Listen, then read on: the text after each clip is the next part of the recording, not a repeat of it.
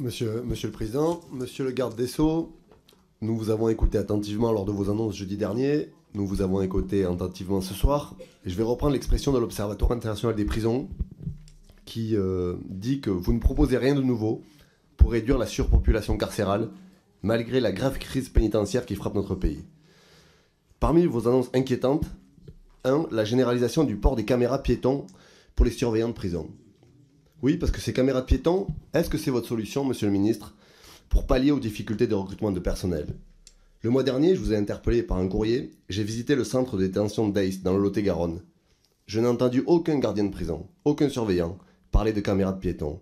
En revanche, ils ont parlé de manque de personnel, ils ont parlé de la réforme des retraites, ils ont parlé de la revalorisation des salaires. Ce que j'ai vu, ce sont des surveillants pénitentiaires qui dépassent largement le plafond d'heures travaillées. Certains plus de 150 heures, 250 heures au cours du trimestre, et qui se retrouvent, je reprends les mots de la directrice, à travailler gratuitement pour permettre à l'institution de continuer à fonctionner.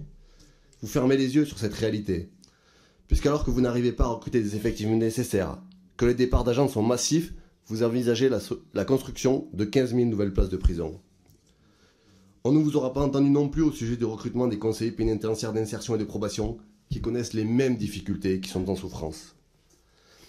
Vos annonces sont pour nous un nouveau pas vers la maltraitance institutionnelle.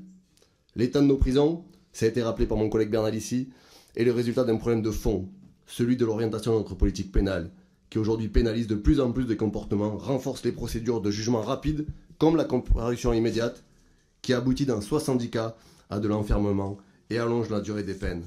Aujourd'hui, nous avons 2133 détenus qui dorment sur des matelas au sol. C'est inacceptable.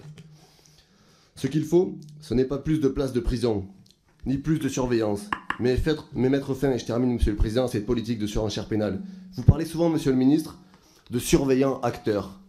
Il faut aller vers une déflation pénale qui entraînera une déflation carcérale et permettra, oui, aux surveillants d'exercer correctement leur travail. Monsieur